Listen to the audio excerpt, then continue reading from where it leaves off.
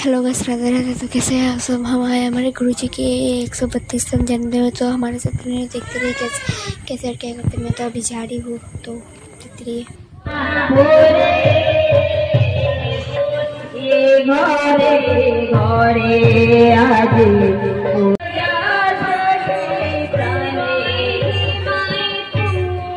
তখন ভাবলেন যে আচার্যদের যেহেতু বলেছে তাহলে আমার করতে হবে।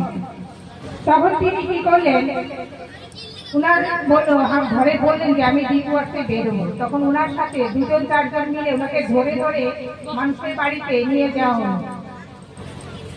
এভাবে 4টা-5টা বাড়ি যাওয়ার পরে যেখানে উনার পিছনে 4জন মানুষ লেগেছিল সেখানে আস্তে আস্তে সংখ্যা কমতে লাগলো।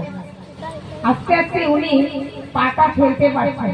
এই করে করে উনি ডিপি ওয়ার্ক করে করে উনি প্যারালাইজ ওনার ভালো হয়ে গেছে। এরকম অনেক ঘটনা আছে, অনেক ঘটনা ডিপি ওয়ার্ক। এটা আচার্যদেবের আশীর্বাদ। আর আচার্যদেবের